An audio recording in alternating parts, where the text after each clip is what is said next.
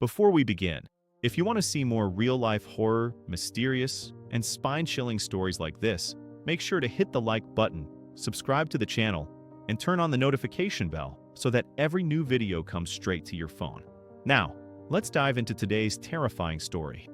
Part 1. I never thought I would ever talk about what happened in room 4B of Jefferson Hall, the old brick dormitory at Westlake University in Oregon, because even now, months later, I can barely make myself believe any of it was real. But the truth is, it happened, and it happened exactly the way I'm about to tell you. No exaggerations. No dramatization. I'm speaking as someone who lived through it, someone who still wakes up at night because I can hear that humming in the back of my mind, like a low, broken lullaby echoing from a bathroom that should have been empty. When the spring semester of 2025 started, I moved into Jefferson Hall because it was the only dorm left with an open spot. People always avoided it because of how old it was, built sometime in the 1950s, with narrow hallways, dim yellow lighting, and a heating system that made the whole building sound like it was breathing. The walls were thin, the floors creaked, and the entire place smelled permanently of old carpet and winter rain. My roommate, Emily, was supposed to be a sophomore majoring in psychology. Before meeting her, I imagined she'd be social, loud, friendly, the typical American roommate experience. But when I first saw her, she was sitting on her bed, legs crossed, typing quietly on her laptop. She had straight brown hair that she always tied loosely and glasses she pushed up her nose every 2 minutes. She barely looked up when I entered, just offered a quick smile and said, "Hey, I'm Emily," before returning to her typing. She wasn't unfriendly, just distant. We weren't instant friends, but we didn't need to be. We just needed to coexist. The first week went normally, except for one thing. Emily always went to sleep earlier than me, usually around 10 p.m., because she had 8 a.m. classes. I, on the other hand, stayed up late scrolling on my phone, watching videos, listening to music. But on the 6th night, something happened that still makes my stomach twist just thinking about it. It was exactly 2:57 a.m. I remember the time because I checked my phone the moment I heard it, the soft humming sound coming from the bathroom. I froze at first because the tune was slow, steady, almost like a child's lullaby, but broken, like someone humming through their teeth with water in their mouth.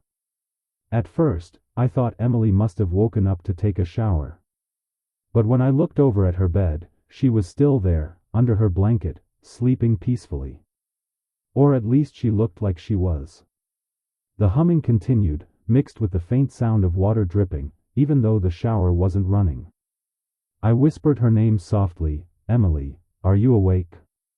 No answer. The humming grew louder, like whoever was doing it had moved closer to the bathroom door. I felt a cold shiver run down my back, but I forced myself to get up. The door was closed, and the humming was coming from behind it, clear, direct, and impossibly steady. My heart was hammering, but I turned the knob slowly and pushed the door open. The bathroom light was off. The room was dark. Completely silent. The humming had stopped instantly, like someone had cut a wire. I reached for the switch and flicked it on. The tiles were dry. The sink was dry. The shower floor was dry. Everything was perfectly still. Too still. I remember swallowing hard, backing away, and closing the door again. When I got back to my bed, Emily hadn't moved. I stared at her for a long time, wondering if she was pretending to be asleep, if she was messing with me, if maybe it was some weird prank. But her breathing was soft and steady, and her blanket rose and fell gently. She was asleep. The next morning, when she woke up, I casually asked, "Hey, were you in the bathroom last night?" She frowned instantly like she was confused. "No. I slept straight through." "Why?" I didn't want to sound crazy, so I just shrugged. "No reason." But the truth was, I knew I had heard someone in that bathroom. Someone humming. Someone standing close to the door. Someone who left no trace at all. For a few days, nothing else happened. I tried convincing myself I must have imagined it, maybe I was half asleep. But on the 10th night, the humming returned, this time at exactly 3:01 a.m. It was louder than before, more deliberate, like whoever was doing it was standing right next to the bathroom door, humming directly into the crack. I jolted awake and turned toward Emily's bed. She was there again, sound asleep, her back facing me. My chest tightened. This wasn't a dream. The humming grew deeper, warbling, like a woman's voice but distorted, like she was underwater. And then I heard something else, the soft patter of water dripping onto the tile floor.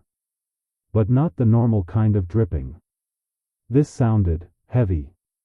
Like something wet was standing there.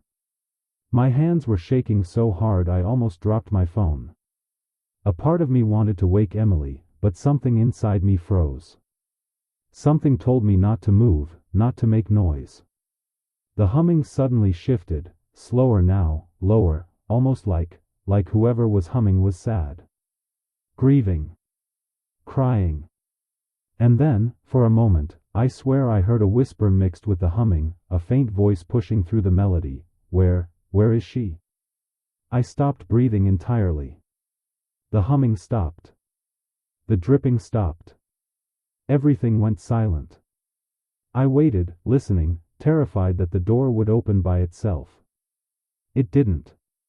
Eventually, I forced myself to lie back down, pulling my blanket up to my face like a child hiding from a monster. I didn't sleep again that night. The next morning, when Emily got up, I asked again, "Did you hear anything last night?" She just shook her head. I'm a heavy sleeper. Why? I didn't push it. But something was wrong. Something was very wrong. And I was beginning to feel like I was not supposed to know it was there. 2 nights later, everything changed. And that was the night I realized the thing in our bathroom wasn't just humming. It was watching us. And maybe, it had been there long. I remember the night everything escalated because it was the first time I truly felt watched, not just by some invisible presence, but by something that understood me, something that had been observing us, listening to us, maybe even learning us. It was a Thursday night, early April 2025, and the campus had gone quiet after a sudden cold snap that made the air feel like sharp needles against your skin. Most students stayed inside their rooms, and Jefferson Hall felt more deserted than usual. Emily had gone to her psychology study group at the library, which meant I was alone in our room for the first time in days. I didn't like being alone there anymore, not after everything I had been hearing, but I tried to distract myself with homework and music. Around 11 p.m., I got hungry and decided to head to the small communal kitchen down the hall to heat up some ramen. As I stepped into the hallway, I felt that strange sensation again, the cold air, the empty corridor, the dim yellow lights flickering above me like someone was slowly turning a dial to mess with the brightness. Jefferson Hall had always been old, but that night, it felt like it was holding its breath. I walked past the other rooms, noticing that every door was shut. No laughter, no voices, no sound at all. Even the usual humming vibration of the old heating pipes was gone. It was silent. Too silent. When I reached the kitchen, I made the ramen quickly and brought it back, but the moment I approached room 4B, something hit me, an icy chill creeping under the door, like someone had opened a freezer inside our room. I stopped. My breath came out in a small cloud. The dorm was old, but it was never cold like that. I unlocked the door and stepped inside slowly. The first thing I noticed was the smell. Wet. Moldy. Like someone had dragged soaked clothes across the room. Then I noticed the bathroom light was on. But what made my heart slam against my ribs was the sound coming from inside, soft splashing, like feet shifting in shallow water. I froze. Emily wasn't back yet. I knew that.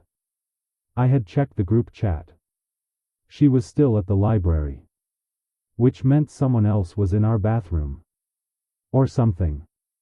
I stood there, not breathing, staring at the light under the door as the splashing got louder, not quite footsteps, but like something heavy was adjusting its weight. Then came the humming. Not gentle this time.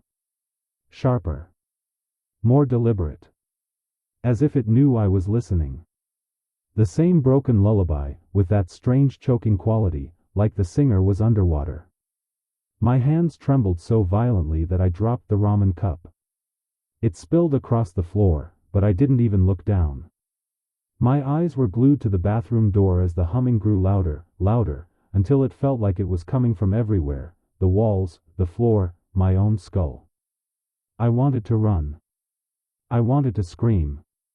But fear pinned me in place. Then, slowly, the shadow under the door shifted. Something moved closer. And then, unbelievably, the door handle twitched. Just once. Softly. Gently. Like a warning. Or an invitation. That snapped me back. I stumbled back, nearly tripping over my bed, and grabbed my phone, ready to run out of the room, when suddenly, silence. The humming stopped instantly. The splashing stopped. Even the light under the door seemed to flicker out like someone had unplugged the world. I waited. 1 second. 2. 3. And then the bathroom door opened by itself. Slowly.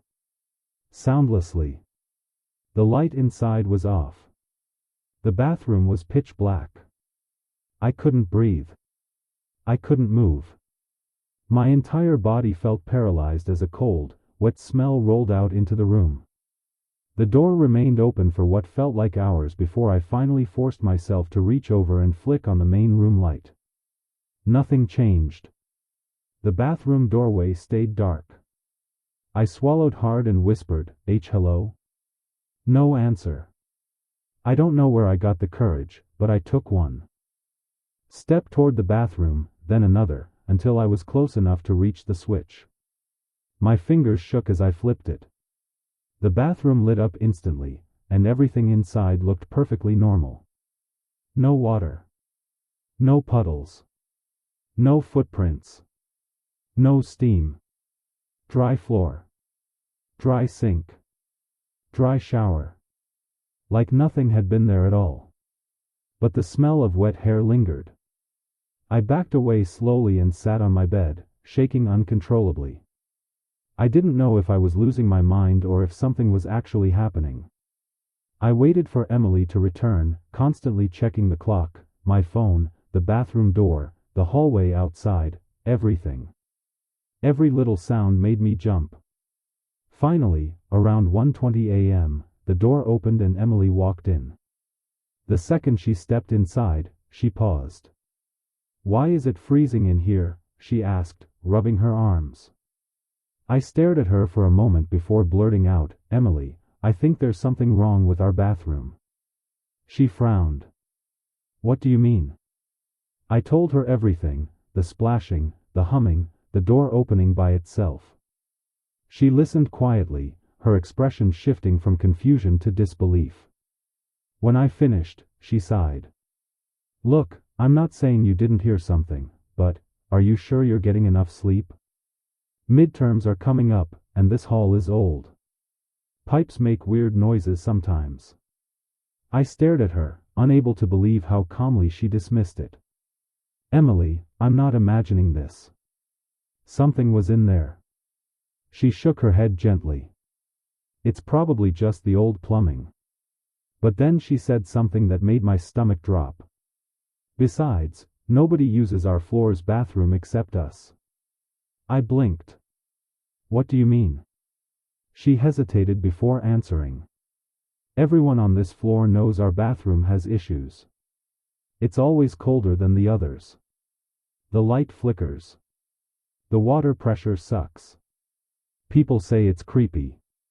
So they all use the bathrooms on the west wing instead." My skin crawled. "Why didn't you tell me that?" She shrugged. "I didn't think it mattered." It mattered. It mattered more than anything. I didn't sleep that night. I couldn't. I just lay there staring at the bathroom door, praying it wouldn't open again. But the worst part wasn't the humming, or the sounds, or even the door. It was the way Emily reacted to everything. Too calm. Too dismissive. Too strange. And later, much later, would realize why. Because what was happening wasn't new. And Emily, whether she meant to or not, was keeping something from me. Something about our room. Something about her. And something about who, or what, used to live there before us. The night after Emily dismissed what I told her, I tried convincing myself that maybe she was right, maybe stress and lack of sleep were messing with me, maybe I was starting to imagine things that weren't really there. But deep down, there was a pressure in my chest that told me otherwise, an instinctive heaviness, like something was warning me that ignoring this would only make things worse. The next few days were quiet, almost unnaturally so. No humming, no splashing, no sounds from the bathroom. The dorm felt calm again, and for a moment, I started to believe that whatever happened had been a one-time thing. Except that wasn't the truth. The truth was, it was waiting. Watching. And the silence was only the breath before the scream. On Sunday evening, I returned to the dorm after eating at a nearby diner with friends.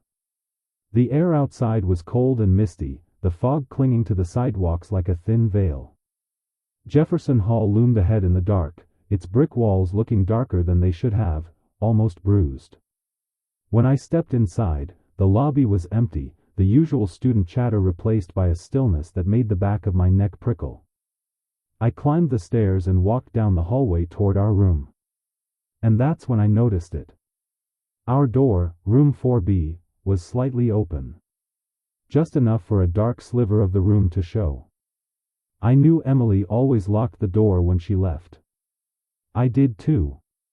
And I knew for a fact she was at her boyfriend's apartment that night. So someone had opened the door. I pushed it gently, and it swung inward without resistance.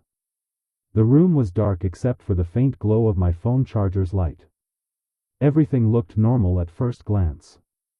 Nothing seemed disturbed. But when I stepped inside, a cold, wet smell drifted across the air, subtle but unmistakable, like someone had just stepped out of the shower and left soaked clothes in a pile on the floor. My eyes moved to the bathroom door. Closed. And from behind it, silence. Heavy, suffocating. Silence. My chest tightened as I remembered everything from the nights before. I told myself to ignore it, to pretend nothing was wrong, to sit on my bed and watch videos until Emily returned in the morning. But curiosity, fearful, desperate curiosity, pulled my eyes back to that door. Something inside me whispered that if I didn't confront it now, it would only grow stronger. So, with shaking hands, I reached for the doorknob. It was freezing cold. Not just chilly, ice cold, like someone had been gripping it with hands soaked in winter water. I swallowed hard and slowly turned it. The bathroom door creaked open. The lights were off. The darkness inside was so deep it felt like stepping into a cave. I flipped the switch on the wall. The bathroom light flickered. Once. Twice. Then stayed on. What I saw made my stomach drop. The floor, dry last time, was covered in small droplets of water, trailing from the shower to the sink and then toward the door. Like wet footsteps. Except they weren't actual footprints. More like scattered marks, as if someone with soaked hair had been dripping while moving around. The shower curtain was slightly pulled back even though I always closed it. The mirror was fogged from the inside despite the room being cold. And on the mirror, drawn through the fog, was a long vertical line. Just one. Nothing else. I stared at it, my heart pounding in my ears, when suddenly, something dripped. But not from the faucet. From above. My eyes snapped up to the ceiling. A single droplet of water hung from the vent. Then another. And another. Slowly forming. Slowly falling. Like something wet was crouched inside the vent, breathing its moisture into the metal. My skin crawled as I stepped back. That's when the light flickered again, harder this time, almost violently, before turning ice-cold white. Every hair on my arm stood up as the temperature dropped. And then, the humming started. Not from the bathroom. Not from inside the room. But right behind me. Right behind my ear. A low, trembling, broken melody, like a soaked woman humming through clenched teeth. I spun around instantly, my breath choking in my throat. Nothing there. Just the bathroom doorway and the thin line of fog on the mirror. But the humming didn't stop. It drifted across the room, airy and ghost-like, moving slowly from the bathroom toward Emily's bed. My lungs felt tight, my head dizzy, but my legs wouldn't move. The humming deepened, becoming more strained, more desperate. And then, my phone buzzed. The sudden vibration nearly made me scream. I snatched it up, hands shaking so violently the screen blurred. It was a text from Emily. "Are you in the room right now?" My blood ran cold. I typed, "Yes, why?" She replied instantly, "Don't go in the bathroom." I felt my entire body lock up. The humming grew louder, angrier, like it reacted to her message. Another text popped up, "If you're already in the bathroom, get out. Slowly. And don't look at the mirror." My heart was beating so fast I felt like I might pass out. I backed out of the bathroom, step by step, keeping my eyes away from the mirror even though I wanted to look so badly. The humming followed me. Soft. Threatening. As I stepped into the room, the bathroom door suddenly slammed shut behind me with a force that made the walls shake. I screamed. My knees buckled, but I managed to crawl backward onto my bed, phone clutched in my shaking hand. Emily called immediately. I answered, voice trembling. "Emily, what is happening?" Her voice on the other end was shaky, scared, not calm like before. "Listen to me," she whispered harshly. "I didn't want to tell you because I didn't want to freak you out, but something happened in that room before I moved in. Something bad." I clutched the phone tighter. "What happened?" She swallowed audibly. "Last year, my old roommate, she drowned." My heart jumped into my throat. Drowned? In the dorm? "In the bathroom," Emily whispered. "In our bathroom." My hands went numb. I couldn't breathe. She continued, voice cracking. "They said it was an accident. She slipped, hit her head, the water kept running, but people on our floor told me things didn't feel right afterward. They said sometimes they heard her humming. And that the mirror would fog randomly even when no one showered." My vision blurred as adrenaline surged through me. "Emily, why didn't you tell me this?" She sniffed. "Because I thought it wasn't real." But then, her voice broke. "Then last month I woke up and saw her." My blood turned to ice. "Saw who?" There was a long pause. Then Emily whispered, "My old roommate. Standing in front of the mirror. Her hair was dripping. And she wasn't touching the ground." My breath hitched violently. "She looked at me," Emily continued, voice barely audible. "But she didn't have eyes anymore." I felt tears forming in my eyes as panic wrapped around my throat. "Emily. I think she's here." The humming stopped instantly. The room went dead silent. On the phone, Emily gasped. "Get out. Now. Get out of the room," her voice cut off.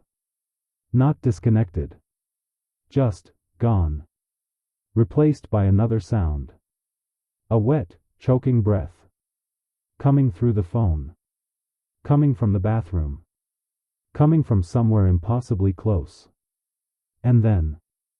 A whisper. A woman's voice. Broken. Waterlogged. "I found you. And the bathroom door slowly, silently, began to open. When the bathroom door began to open, inch by inch, with that same impossible slowness as if someone were gently pushing it with waterlogged fingers, every muscle in my body locked.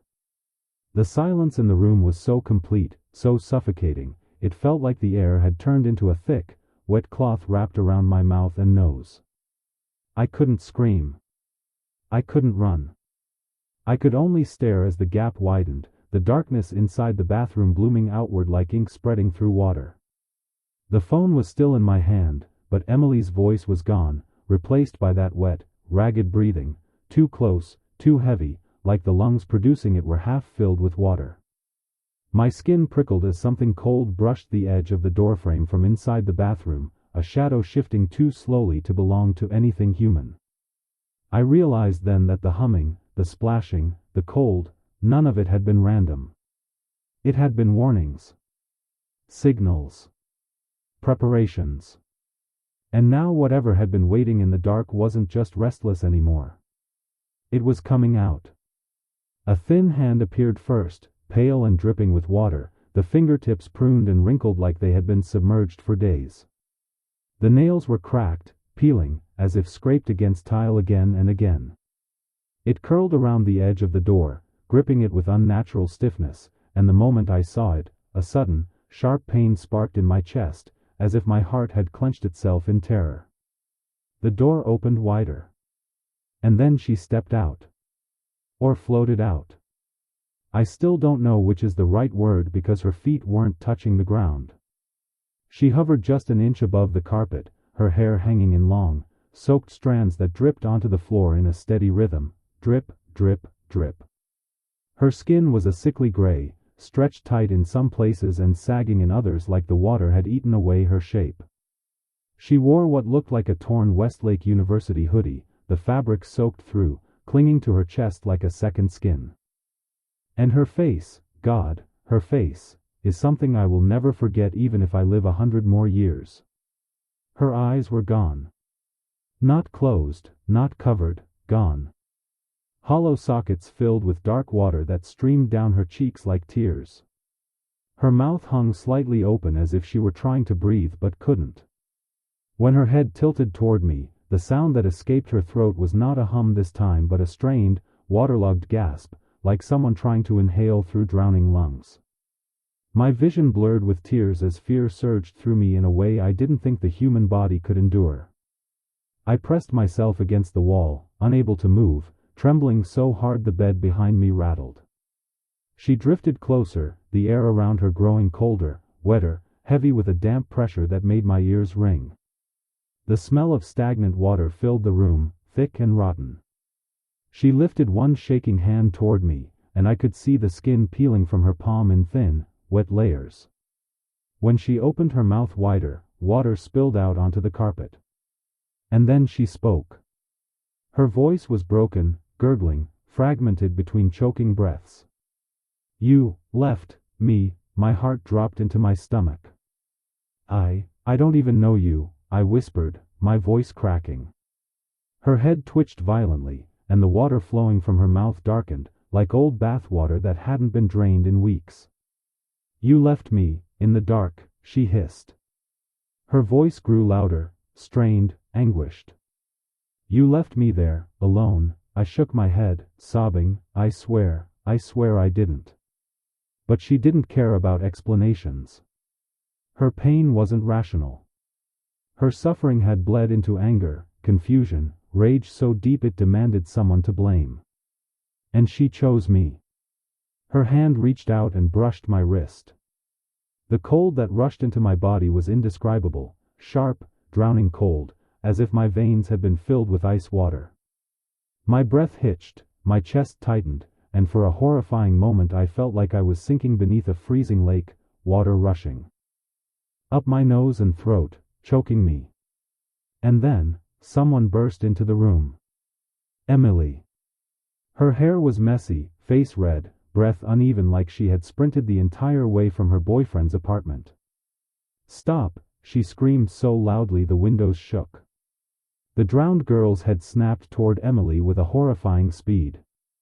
Emily stepped between us, tears streaming down her face. "I'm sorry," she choked out. "I'm so sorry. I should have told her. I should have told the truth. It wasn't her fault, it was mine." My heartbeat thundered in my ears as the drowned girl drifted closer to Emily, her hollow sockets widening. Emily sobbed harder. "I should have checked on you that night," she whispered, voice cracking. "I heard you fall. I heard the thud, and I didn't go in." The drowned girl twitched. Water splashed from her body. "I was scared," Emily cried. "I thought you'd be mad if I barged in. I didn't know you were hurt.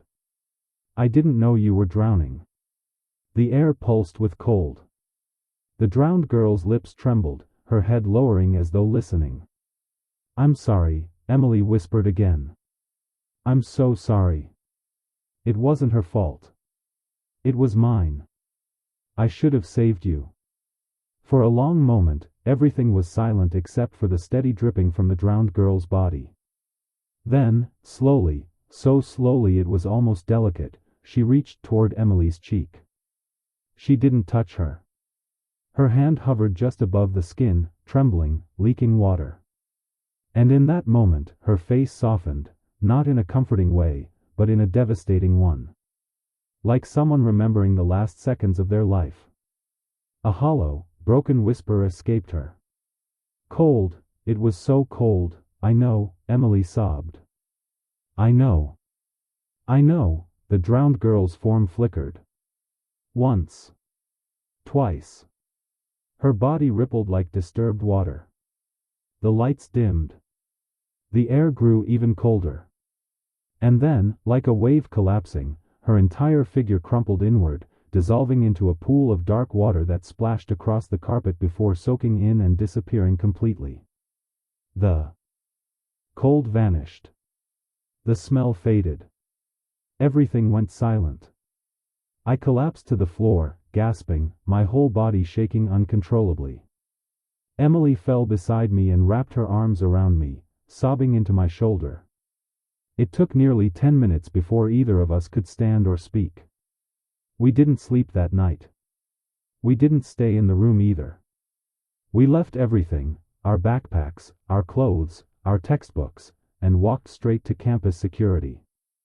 We didn't tell them the truth, they wouldn't have believed us. We just said the pipes burst and the room smelled like mold. They relocated us immediately. For the rest of the semester, we lived in separate dorms, neither of us willing to talk about that night.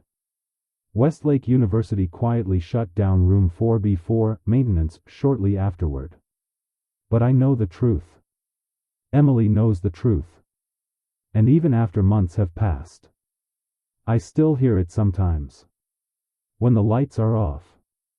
When the room is cold. When I'm alone. A faint, broken humming. Like a soaked, wandering soul searching through the darkness for someone who left her behind.